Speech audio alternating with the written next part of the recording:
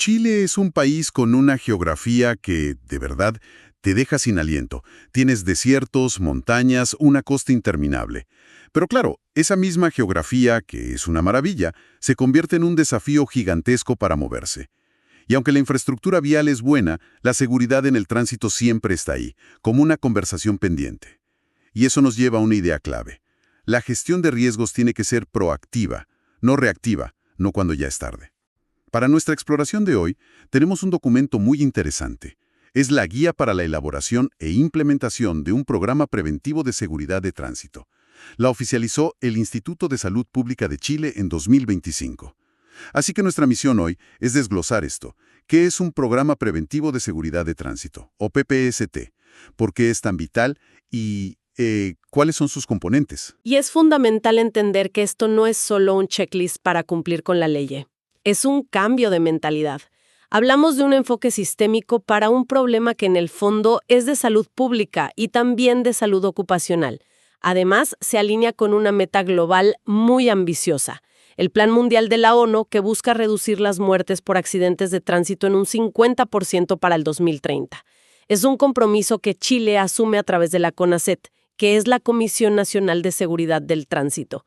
O sea, el organismo que crea las políticas para que nuestras calles sean más seguras. De acuerdo. Entonces, para entender por qué necesitamos ese cambio de mentalidad, hay que ver los números. Y la verdad son brutales. El informe de siniestralidad vial de 2022 que cita la guía es un golpe de realidad. A ver, 78.238 siniestros en un solo año. 1.635 personas fallecidas y casi 46.000 lesionadas. Es que es difícil hasta imaginar esa escala. Pero aquí viene la primera gran sorpresa que nos dan los datos. Si uno mira las causas que más aumentaron, uno pensaría que el foco está 100% en el conductor, pero la causa que más se disparó, con casi un 80% de aumento, fue la imprudencia del pasajero. Esto de inmediato me hace pensar, ¿estamos mirando el problema desde todos los ángulos? Le siguen otras causas más, digamos, previsibles, pero igual de preocupantes. El consumo de drogas o fatiga en el conductor, con un alza del 27,6%, y la imprudencia del peatón, con un 16,5%. Y si le ponemos la lupa a eso, aparece una conexión que de verdad te deja helada. Esos números de la calle se meten de lleno en el mundo del trabajo. Los datos de 2024 de las mutualidades y el Instituto de Seguridad Laboral son categóricos. El 49% de los accidentes fatales del trabajo involucraron vehículos. O sea, prácticamente la mitad. Casi la mitad de las muertes laborales en Chile tienen un vehículo de por medio. Y ojo, hay un dato dentro de ese dato que es aún más alarmante. 1 de cada 5 de esos fallecidos, el 20%, fueron atropellos. Increíble. Claro, esto nos saca de la idea de que el riesgo es solo para quien va manejando. El peligro está en la interacción diaria entre personas y máquinas en los mismos lugares de trabajo. Frente a un panorama así de complejo, ¿qué es lo que propone esta guía? ¿Qué es, en simple, un programa preventivo de seguridad de tránsito? En simple, es un plan de batalla.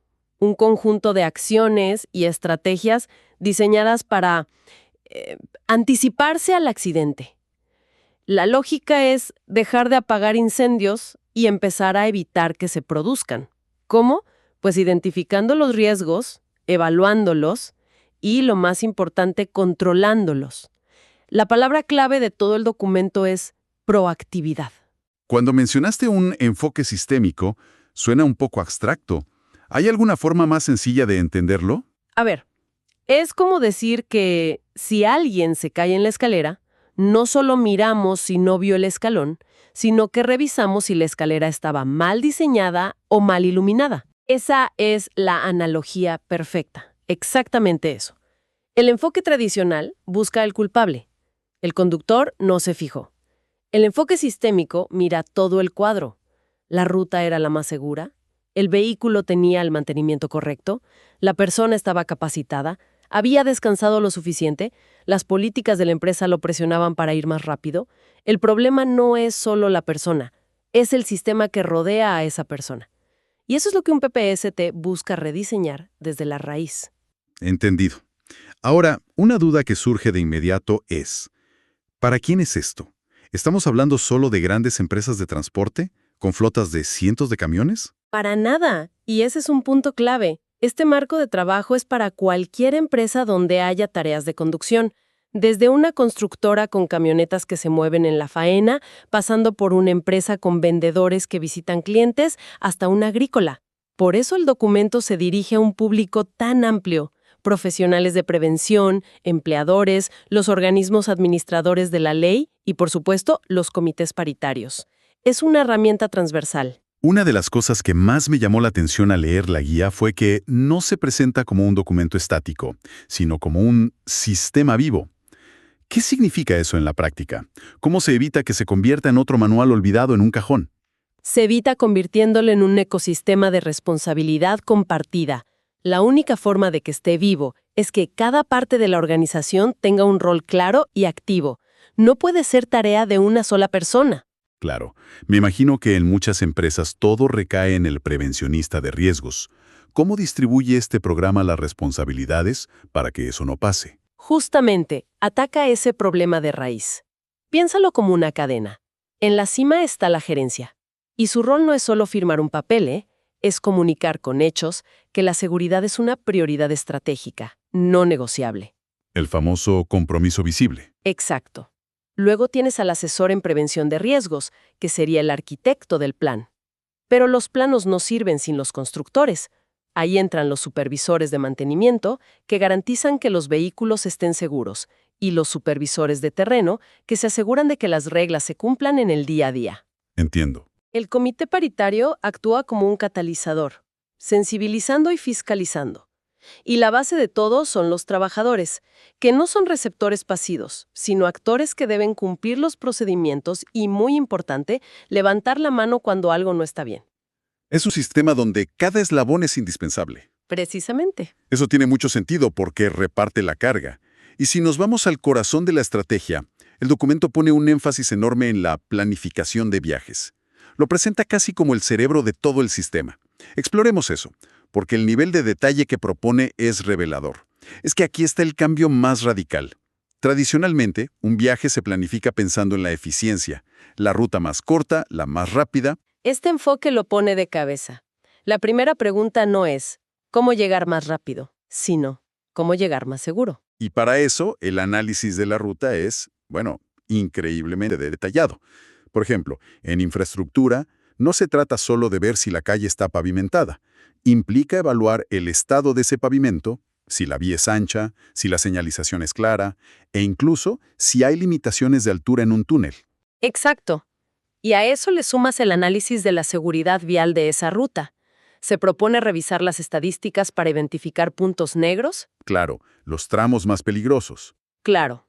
Hay curvas cerradas, cruces de tren sin barreras. Luego, las condiciones climáticas y geográficas. En un país como Chile, esto es fundamental. No es lo mismo conducir en la pampa con vientos fuertes que en la cordillera con riesgo de derrumbes. O en el sur con niebla densa. Totalmente. Incluso se menciona un ejemplo muy local: planificar los viajes en la zona sur considerando los horarios de las barcazas. Es mejor esperar una hora una barcaza que correr para alcanzarla y tener un accidente. Y el último punto, la disponibilidad de servicios, me pareció clave. ¿Hay cobertura de celular? ¿A qué distancia están los servicios de emergencia? ¿Las zonas de descanso son seguras? Es llevar la planificación a un nivel casi táctico, ¿no? Si conectamos esto con el panorama general, lo que este nivel de detalle hace es transformar la conducción. Pasa de ser una tarea rutinaria a una operación de riesgo gestionado. El objetivo es simple: reducir la incertidumbre al mínimo antes de que el viaje siquiera comience. En lugar de reaccionar a los problemas, te anticipas a ellos. Es un cambio de mentalidad total. Tiene todo el sentido. Si logras anticipar los riesgos del camino, ya tienes la mitad de la batalla ganada. Pero ¿qué pasa con los otros dos elementos de la ecuación? No importa qué tan perfecta sea la ruta, si el vehículo no es confiable o el conductor no está en condiciones. ¿Cómo aborda la guía el factor mecánico? Aquí el enfoque propuesto es muy directo. Se basa en el ciclo de vida del vehículo. Primero, la selección. Se recomienda elegir vehículos que ya incluyan de fábrica elementos de seguridad como frenos ABS o airbags. No es un lujo, es una inversión. Y luego el mantenimiento. Segundo, un mantenimiento preventivo sagrado, como mínimo el que recomienda el fabricante, pero idealmente adaptado a las condiciones de operación de la empresa. Y sobre las inspecciones, propone distintos niveles, ¿cierto? Sí, y eso es muy inteligente. Propone una inspección diaria, una revisión visual rápida que hace el propio conductor antes de salir. Luces, neumáticos, frenos, un chequeo de 5 minutos que puede salvar una vida. Luego inspecciones periódicas más profundas, hechas por mecánicos. Y finalmente, inspecciones extraordinarias, que se realizan después de un incidente o una reparación importante, para asegurarse de que todo quedó perfecto. Es un triple filtro de seguridad. Dentro de este pilar del vehículo, hay un tema que a menudo se pasa por alto: la carga. ¿Qué nos dice la guía sobre esto? Este es un punto fascinante porque mezcla física y sentido común. Una carga mal distribuida puede elevar el centro de gravedad del vehículo, lo que aumenta dramáticamente el riesgo de volcamiento en una curva. A veces se nos olvida. Recuerdo el caso de un camión que transportaba rollos de papel. En una curva a velocidad moderada, volcó. La investigación demostró que no era exceso de velocidad. ¿Y qué fue? Era que todos los rollos pesados estaban cargados en un solo lado. El centro de gravedad estaba tan desplazado que la física hizo lo suyo. De eso hablamos cuando decimos que la estiba, o sea, cómo se acomoda y asegura la carga, es crítica. Una carga mal sujeta puede convertirse en un proyectil mortal en una frenada brusca. Ese ejemplo lo deja clarísimo. Y eso nos lleva al tercer pilar, quizá el más complejo de todos: las personas. ¿Cómo se aborda el factor humano? El enfoque es muy completo porque lo divide en dos: lo que depende de la persona y lo que depende de la organización. A ver, para la persona los requisitos son claros. Tener la licencia correcta y vigente, recibir capacitación constante en técnicas como conducción defensiva y someterse a evaluaciones médicas periódicas para detectar problemas de visión, sueño. Exacto, trastornos del sueño o consumo de sustancias, pero la responsabilidad no recae solo en el individuo. Aquí es donde el rol de la organización se vuelve fundamental. Claro. Aquí es donde el sistema demuestra su robustez. La organización debe tener procesos de recursos humanos que, desde el reclutamiento, verifiquen las competencias. Debe proveer formación continua, no un curso de un día y ya está. Sino algo constante, un programa estructurado. Y debe implementar programas de salud y bienestar que aborden la fatiga, el estrés, pero todo esto se sostiene sobre una viga maestra: la cultura de seguridad. Y ese último punto, la cultura de seguridad, suena como lo más difícil de lograr. ¿Cómo se construye? Desde luego, es lo más difícil, pero lo más importante. No se trata de poner carteles que digan «la seguridad es lo primero». Se trata de que un conductor se sienta con la total confianza de llamar a su supervisor y decir: «este vehículo no está en condiciones» o «no puedo hacer este viaje porque no dormí bien», sin el más mínimo temor a una represalia. Ah, claro.